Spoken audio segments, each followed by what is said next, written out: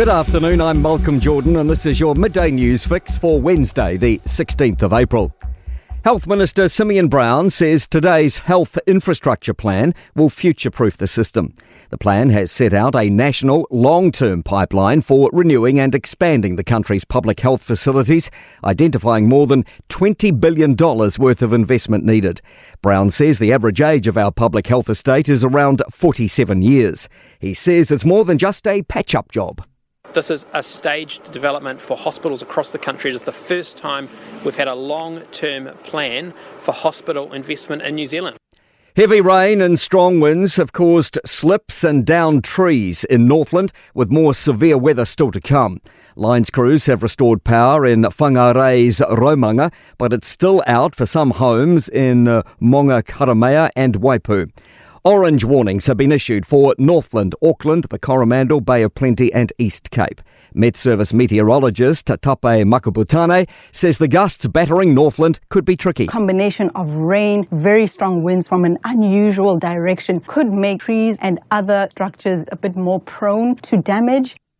Andrew Little's former Labour colleagues have thrown their support behind him to take on the Wellington City Mayoralty. The former Labour leader has confirmed that he plans to re-enter politics for a tilt at Wellington's top job.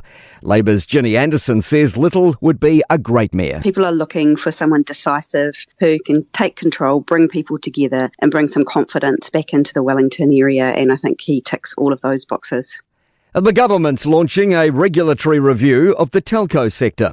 Media and Communications Minister Paul Goldsmith says they'll work closely with industry leaders, consumer groups, regulators and the public to develop terms of reference for cabinet consideration. He says they want to ensure we have the right regulatory settings in place to support competition, foster innovation and stimulate economic growth. New Zealand is aiming to boost trade with Fiji as both nations face US tariffs.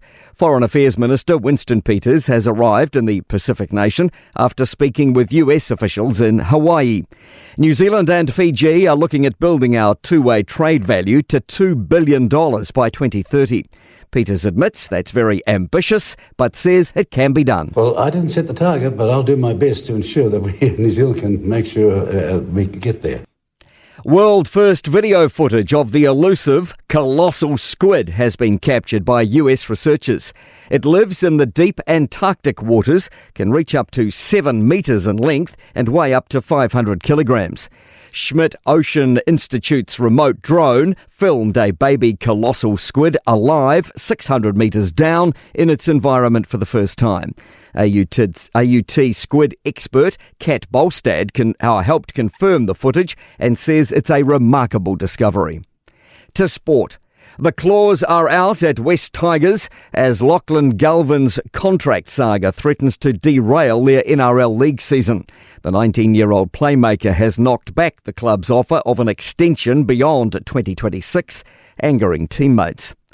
Boxers Daniel Dubois and Alexander Usyk are reportedly in talks to fight at Wembley on July 12 for the undisputed heavyweight title.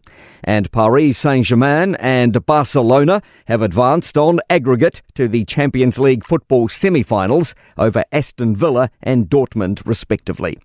I'm Malcolm Jordan. That's your latest news fix. We'll be back with the next update at 5 p.m. from the Newstalk ZB newsroom.